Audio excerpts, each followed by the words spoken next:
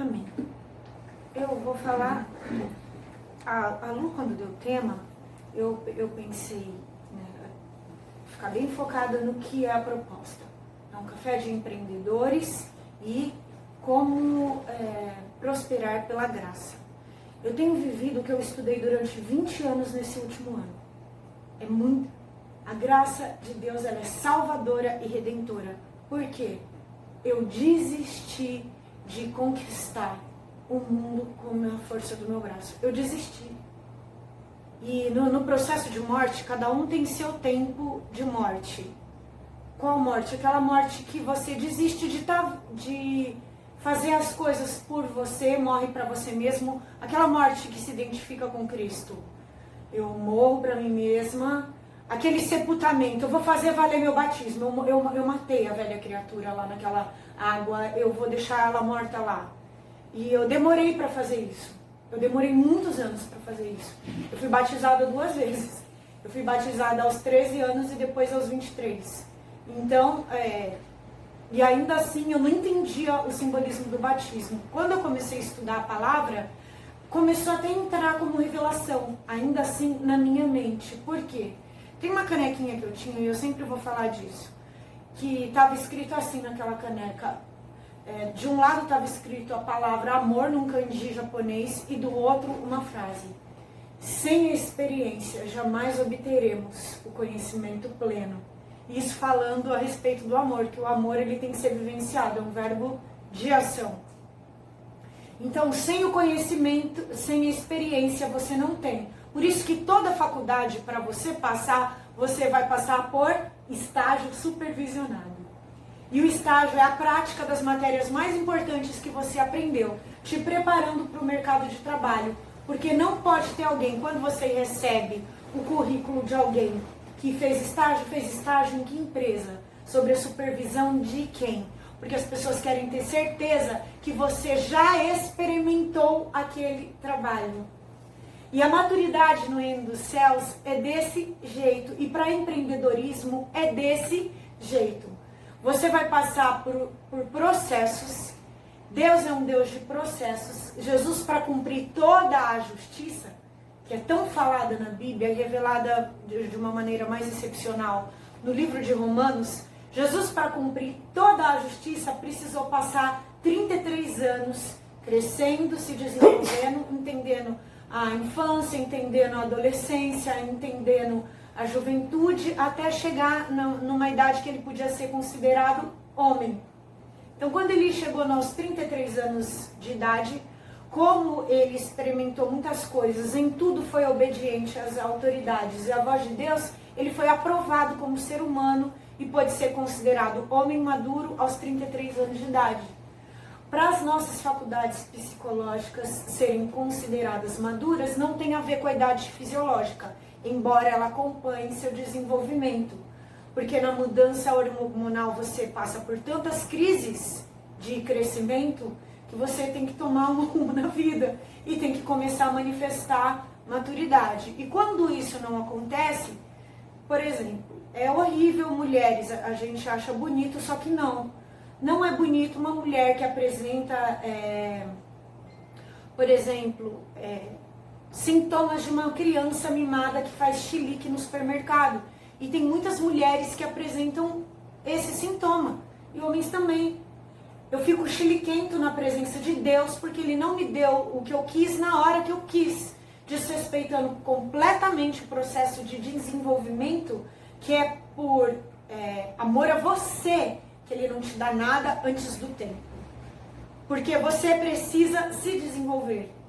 Então, prosperar por meio da graça é respeitar tudo que Deus respeita. Prosperar por meio da graça é aceitar tudo que Deus promove. E aceitar o que Ele está te dando, o ciclo e a forma dele. Se você quer ver a graça na sua vida, faça como Jesus. Maria via que em tudo Jesus lhes era obediente. Ela olhava isso e guardava no seu coração. Ele é obediente em tudo. E ela via que ele estava crescendo.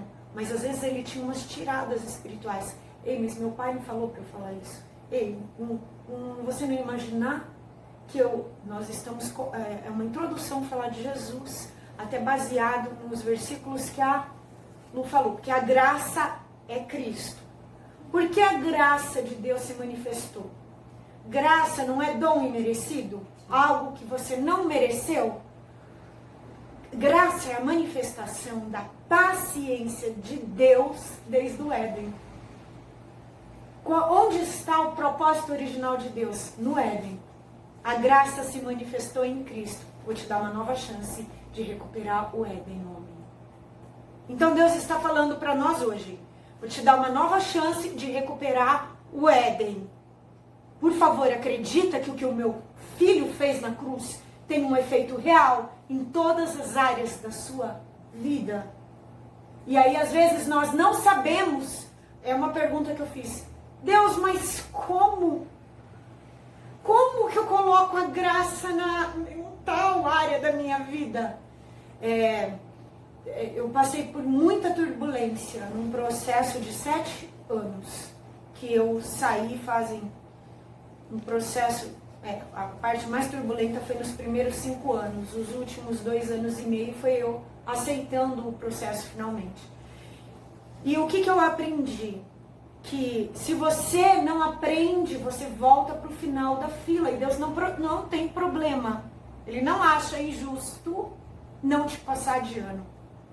Deus não tem nada a ver com o sistema educacional de um país de terceiro mundo que tratando a educação da maneira mais horrível que se pode fazer. Eu te passo de ano mesmo sem você ter aprendido todo o conteúdo. Deus não te passa de ano. Houve uma coisa, Deus não facilita nada para ninguém. Olha um dos maiores versículos da graça. Aquele que não poupou o seu próprio filho, o seu único filho, como não nos dará com ele de graça todas as coisas? Foi tudo nos dado por Jesus. Jesus passou pelo processo difícil de pagar a penalidade do pecado na carne. A gente não quer nem aceitar a graça do jeito que ela é. Só me obedece. Só ouve a minha voz e me obedece. Você vai ver o que eu vou fazer por meio de você. Só ouve a minha voz e me obedece. Você vai ver como que eu vou agir nessa situação. Só usa o meu nome do jeitinho que ele é, da maneira mais simples possível, e fica vendo o que eu vou fazer. A gente não quer ir pela graça. A gente quer ir pela forma de Jesus antes da cruz. E aí entra o conteúdo de hoje, que eu acho que parece que vai começar de trás para frente, né? Quando Jesus fala para os Gálatas, ai, Gálatas insensatos, vocês começaram pelo Espírito e querem terminar pela lei?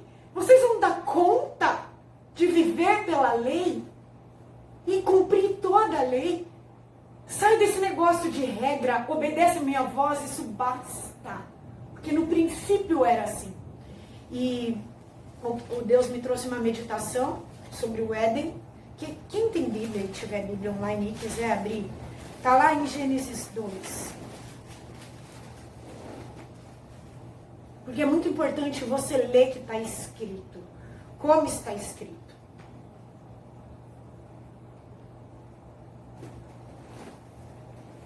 Gente, e foi engraçado, porque Deus fala comigo quase todos os dias. Às 3h33 da tarde, de alguma forma eu estou fazendo alguma coisa espiritual. E eu não planejo isso, acontece. Eu estou pensando em Deus. E hoje, na hora que eu fui confirmar a palavra de hoje, eu olhei no computador, eram 3h33. Eu tirei foto. Eu te mandei, foi pra você que eu mandei a foto? Eu tirei foto e mandei pra Lu. Falei, Lu, Deus confirmou a palavra de hoje. Aleluia. Então, em Gênesis está escrito assim. Gênesis 2, versículos 1 e 2. Assim foram concluídos os céus e a terra, e tudo que neles há. No 7º dia, Deus já havia concluído a obra que realizara. E nesse dia, o que ele fez, gente? Descansou. Fala. E abençoou Deus o 7º dia e o santificou. Por que ele santificou? Porque nele descansou de toda a obra que realizara na criação.